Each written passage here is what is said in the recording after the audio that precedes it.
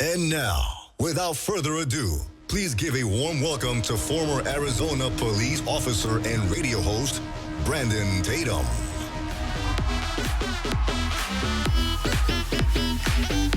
What's going on? I said, what's going on? Hey, I want y'all to give Candace Owens another round of applause. The Queen Bee, baby. Leading the charge. But I also want you to give yourselves a round of applause.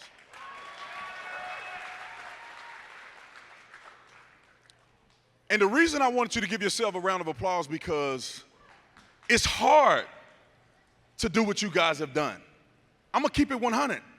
To come out here, to face your family, to face scrutiny, all of that takes courage. And you guys have shown a tremendous courage.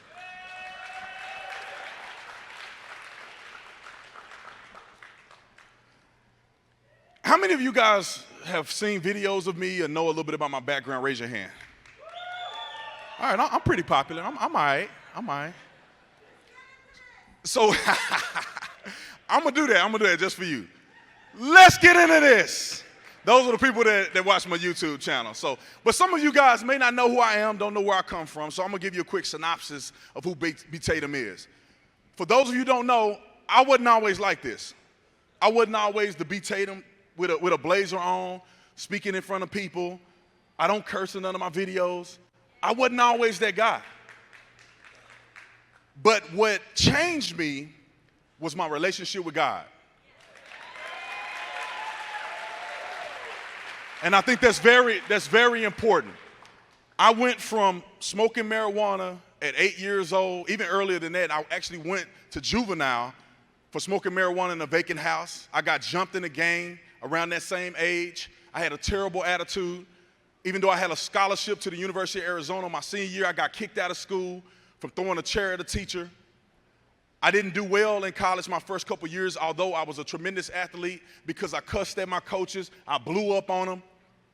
And all of those things was the beginning, but God saw something different for me.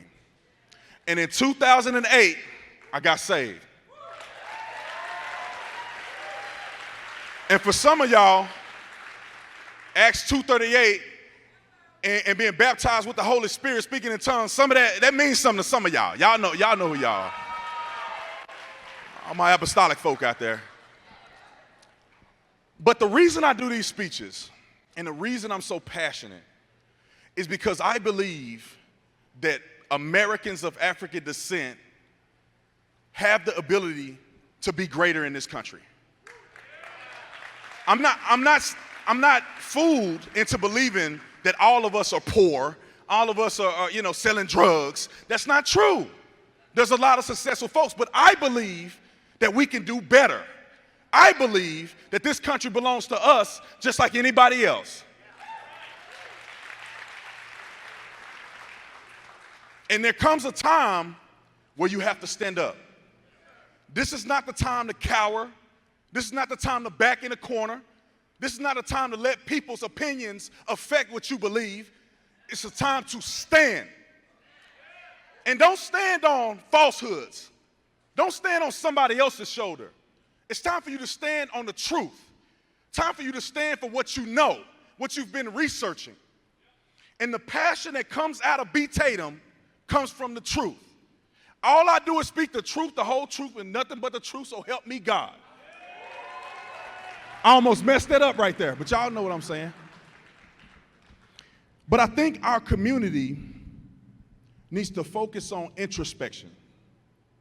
And I say this all day long. Before we point the finger at somebody else, make sure you're doing what you're supposed to do at home. And I say this to people who I know who still sell drugs. Before you point the finger at the white man, the one that you say has oppressed you, are you still selling dope? Do you love your brother like you say you do? Are you calling me a coon on TV? Before you point the finger, make sure you're doing what you're supposed to do. Make sure your heart right. Before you get in line and say Black Lives Matter, make sure they really matter to you.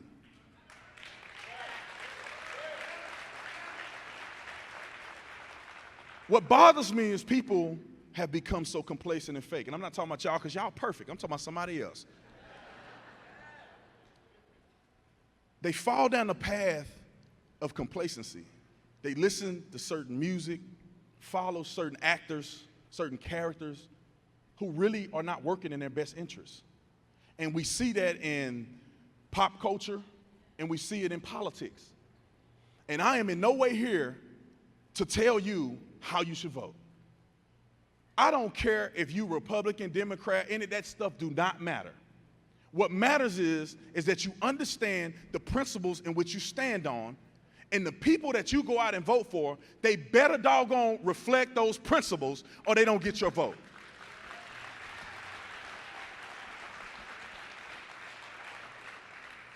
There's non-negotiables. There's non-negotiables.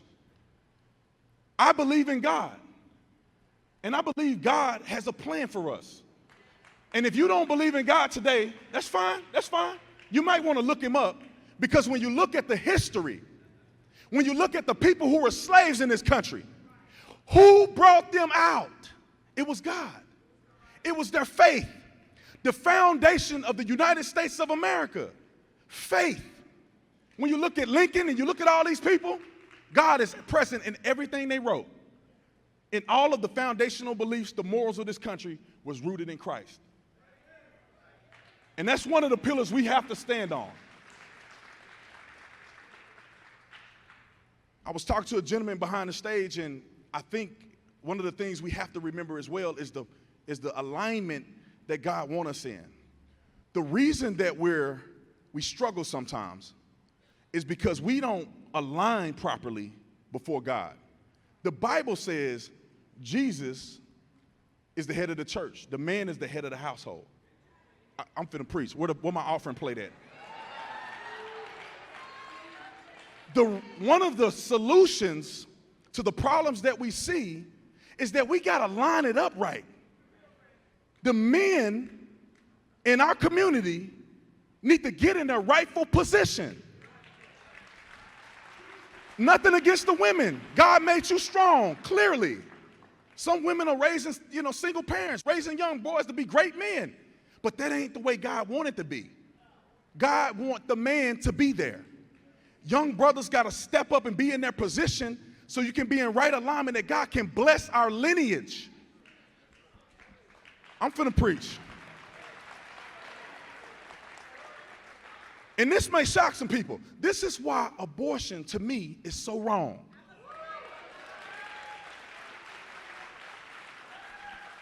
What if Ben Carson's mama said, you know what, I ain't got no money right now, and I don't know where his daddy at, and I can't even read good, so I'm gonna decide to terminate Ben Carson because of my own personal beliefs. But she didn't do that.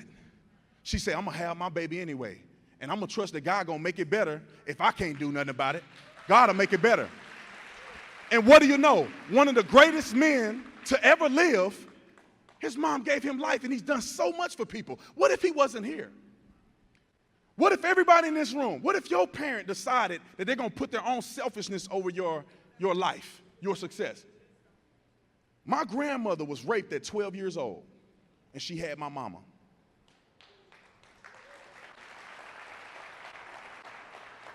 They chose life because that life led to me and my brother, led to me standing on this stage right here proclaiming truth.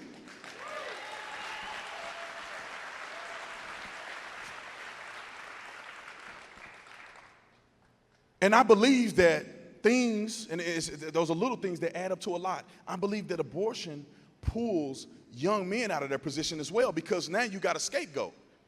You can sleep around, do whatever you want, and you don't like her, you leave her. And then you expect her to go to the clinic. And then she don't go to the clinic like you expect. Now that baby don't have a daddy. It's not right. It took two to tango. If you can lay down, you can be a daddy.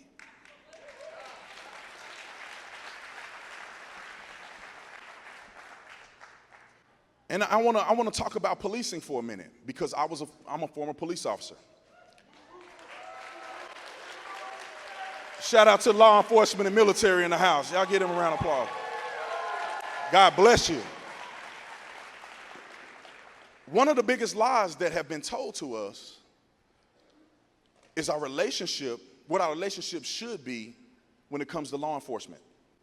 I understand, I'm an educated man. I understand that there are things that have happened in the past that lead people down a path of feeling some type of way about policing in America, feel some type of way about government.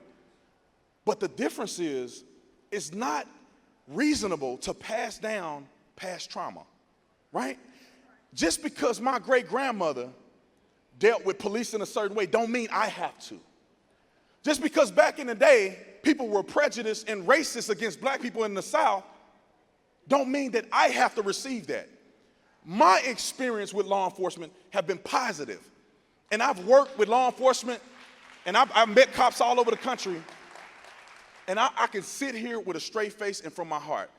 Most police officers are just trying to do what's right. All I wanted to do was make it home to my son. All I wanted to do was make sure my mama didn't have to come to my funeral. It had nothing to do with race. And another principle that I stood on was that I wanted to make a difference and serve. That's what I wanted to do. That's God's calling for all of us, is to serve. The principles that we forget about when you think about success and, I want money, I want this, is that you need to think about serving first. Serve your community. Serve the people that matter, and God will accelerate your success. And I'm going to say this, I'm going to tell a story, because yesterday I had a speech, and it didn't go like I wanted it to go. Corinne, give a shout out to my fiance, Corinne, right in the front. Fellas, that's what real men do.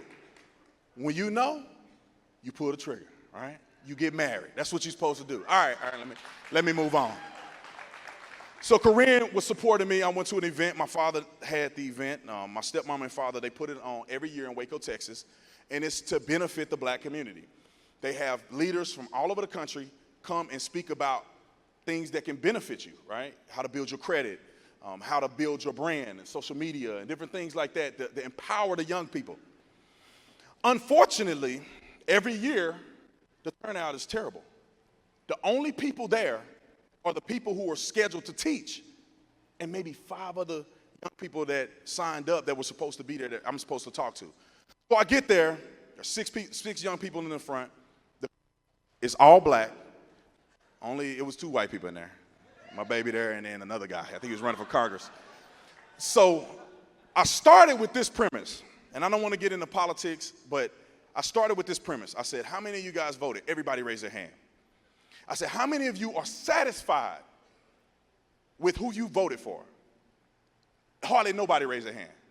Corinne raised her hand because we know how she voted. But Corinne raised her hand. She was satisfied. Then I said, how many people voted for X party? And everybody raised their hand. I said, how many people voted for the other party? Corinne is the only one raised her hand. She bold, y'all. I could do a whole thing about her right now.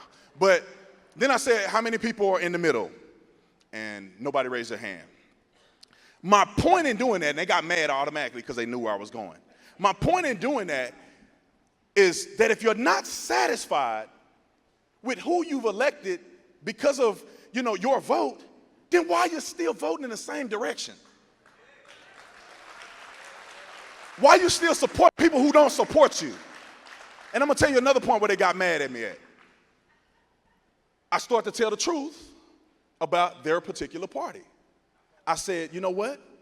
I did my research, and I can no longer support people that don't support my mission, that don't support me.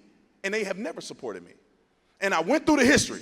Ku Klux Klan, Jim Crow, segregation. Lady walked out. She walked out the back.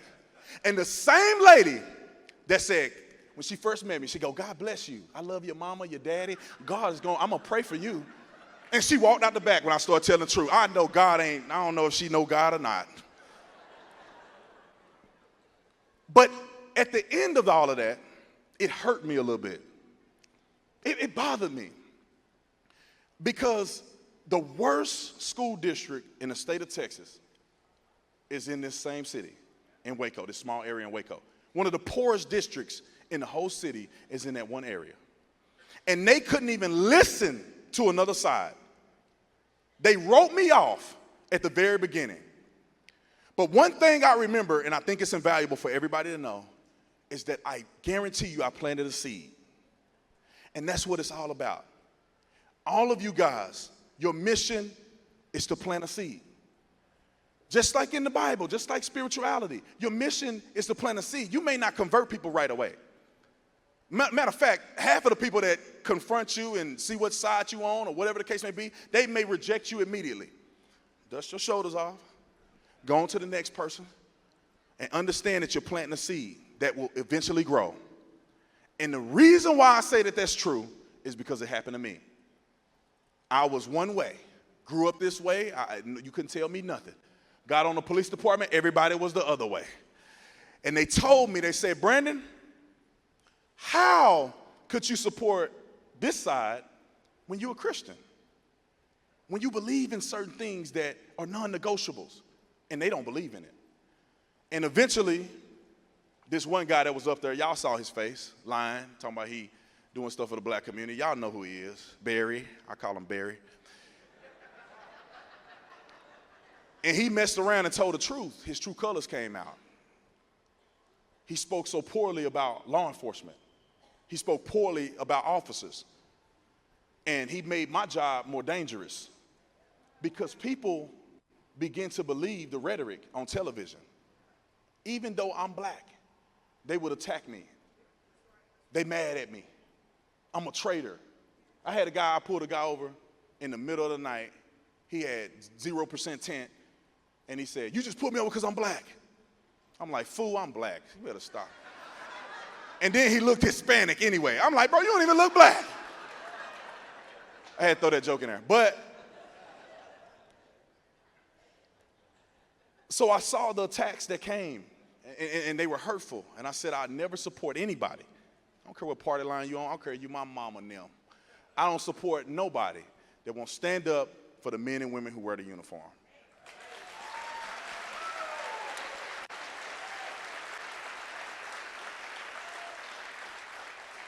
And those of you who know my social media, you know I get long-winded and I say I'm about to be over and there's another 30 minutes of talking. But I'm going to actually wrap it up. And I'm going to wrap it up with this.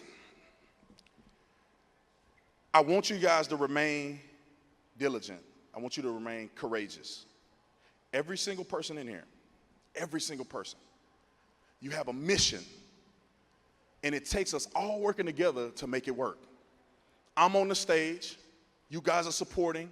Some of y'all gonna be on the same stage at some point. Some of you guys can write. Some of you guys make videos. Some of you guys have your own talents. The things that God has blessed you with. But you have to exercise it. You have to pursue it. Not one of us is bigger than this person. Candace is popular as you know what. I'm popular too. Other people who speak are very popular. But you guys are just as valuable, no matter where you stand on the spectrum. Because God needs every single person to use what your gift is to pursue the goal.